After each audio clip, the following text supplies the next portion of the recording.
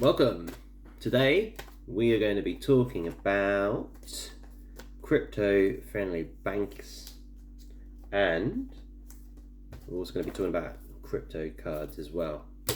So I have ordered a new copy, a new card of my Monzo bank account. So if you are in the UK, you will have Monzo. It's app-only fintech bank account, and I've been using them for several years now, and I have found that with most of the exchanges that I use, they are very crypto friendly.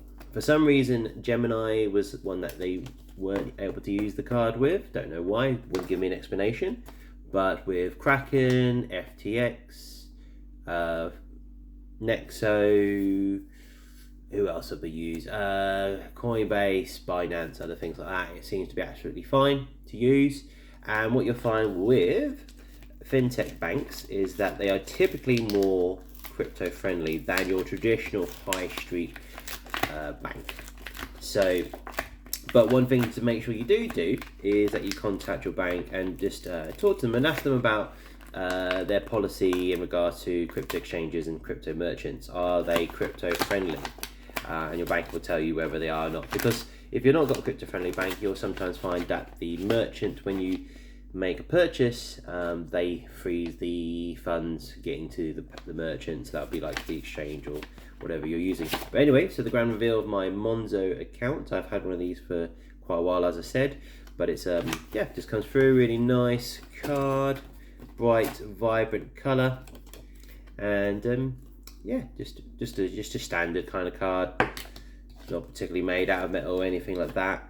You can upgrade, I believe. There is monthly amounts that you can have, like more limits and other things you can do. These are really good for travel. You can cancel, freeze them, all with a click of a button. I actually did that in Mallorca. I had used it in an ATM. I forgot to take it out. I literally was only a few seconds. This is how quick shit can happen. There was no one else near me.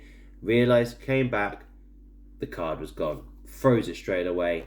Got a new one ordered. Boom. So that's really good with the fintech banks, and I think high street banks are doing that sort of thing as well. But we're also going to talk about some other cards, and these cards are cards that you have crypto ability on. So basically, Visa cards and MasterCards, but issued out by crypto companies. So this is the Crypto.com card. I've not got the amount of Crow CRO token that you need to have staked to get the metal card, so unfortunately it is just a plastic card. But one of my biggest, that's the wrong one. That is the card. That is the curve card. So we'll talk about that in a minute. That is the actual Crypto.com card. But yeah, as I was saying, that's not made of metal. But with this card, I never used it to its full capacity, and now they have a whole thing where they change their reward systems and all that kind of thing.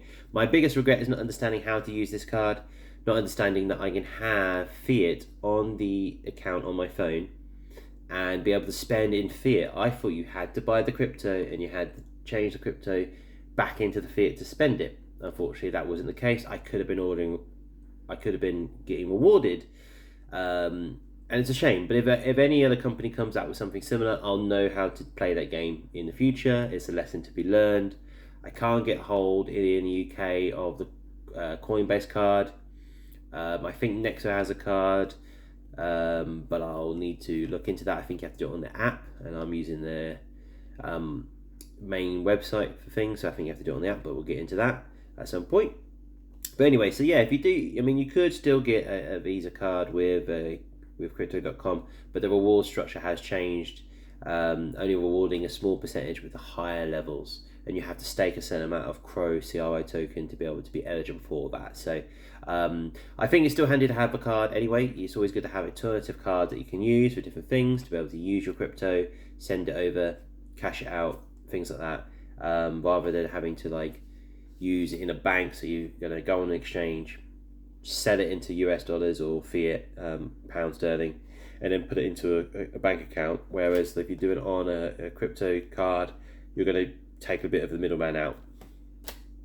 Next card I've got that I want to show you is Nuri. Nuri is a German-registered fintech company. They were originally called Bitwala, and I think they've been around since about 2015. Now, they are one of the earliest crypto banks, you could say, banks. But yeah, I think they're going through EU, getting the licensing and all that kind of thing.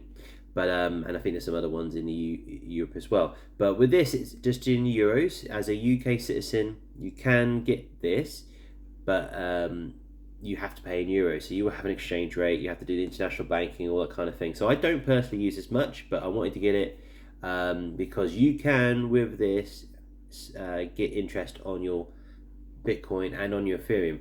Though, something to be aware of, that partnership to do that was with Celsius, and as we have seen in the recent situation with all liquidations and these loans and all that kind of stuff that's been going on with Three Arrow Capital and be going on with Celsius and Voyager and anyone else who had a sort of central finance, a CeFi model that was loaning out your crypto, getting you high interests because they were giving it to hedge funds and other kind of funds, and they were speculating with your funds or staking it in yield farming and stuff like that. So all of that collapsed. Celsius liquidations, customers can't get the funds out, customers can't get a hold of their crypto, all that unfortunate stuff. So what does that mean for Nuri? I don't know. I need to look into that. But I think the ability to get interest on your crypto with them is not going to be possible because of that partnership they had with Celsius. But still, if you're in UK or Europe and you want one of these, still get it anyway. You can have your funds on there. You directly buy Ethereum and directly buy Bitcoin with Nuri as a bank, and then you can have that in the account as well as having your fiat as well. So I think if you're just dealing with the top two cryptos in terms of market cap, it's a pretty good one. Then we've got, now this isn't officially a crypto bank or anything like that, but it's Revolut. So Revolut, in the past, they had a bit of a poor policy with crypto. They would like one of these banks that would like freeze your funds and all that kind of thing if you were buying crypto on an exchange. But they had a bit of a U-turn with their policies. A lot of back push happened, I think. And you can now use that just as you would do with other kind of crypto cards. But the thing you need to be aware of with Revolut is they're primarily a travel card. Primarily travel insurance, extra perks, discounts in stores, all that kind of thing. But and much like the Monzo, like freezing a good exchange rate on your fiat, whatever currency you got, wherever you're traveling, spending it in the local currency, all that kind of thing. So that's really good for travel. They are a brokerage as well. Now they do allow you to have commodities, I think. So I think you can get like gold, stocks, and stuff like that. You can do crypto as well. I don't know how many cryptos they've got. They've got a fair few. Some of the big names, the ones that are the bigger ones in the top 10 that are on exchanges and main brokerages. But being a broker, you don't own your crypto. Now with Nuro you do, because you can export that and put it onto your own wallets with your own private key. So Nuri are allowed to do that, allow you to do that. But with Revolut, you do not. So I have to stress, if it's not your keys, it's not your coin. If you don't control the wallet, they're not yours. You are basically got an IOU from the company. This represents that you've got this, but it's not actually yours. So I would say if you are going to use this for travel, it's great. If you do want to use this as something to do with crypto, be cautious with that. Don't be getting too deeply into it. I wouldn't recommend it really for crypto.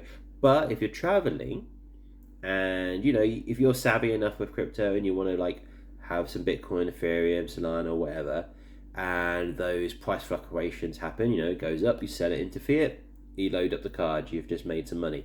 I think if you're a traveler, a digital nomad, and you know what you're doing with crypto, and you understand the risks of not having your own private keys, then it might be a choice that you might want for convenience while you're traveling, and not traveling around with your actual crypto wallets.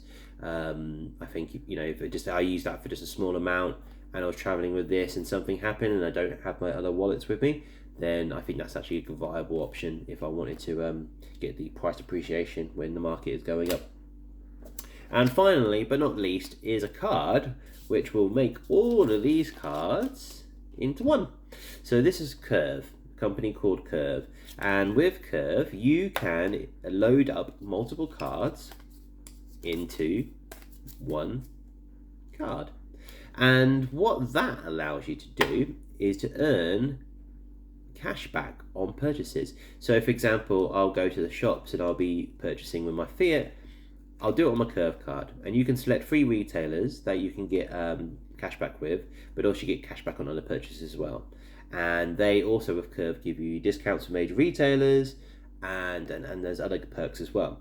Now if I use this card but I select on my phone that I want the funds to be paid with my Monzo account but via this card, so that's kind of giving you like a virtual card you can use online to protect your primary cards, but also allows you to get that cash back on those purchases. So instead of just paying for that and not getting anything in terms of cash back on my card here, I'm going to be able to get cash back using this, and the same with all the others. So you know, you would usually in the past you would have got like the percentages of interest with the Crypto.com card. Well, if you're using the Curve card in conjunction, so you're selecting the Crypto.com card but on the app for Curve, and you're using the Curve card, then you'll get an extra percentage on top of the percentage of what you're already getting on there, and vice versa. So that's my cards at the moment that I have.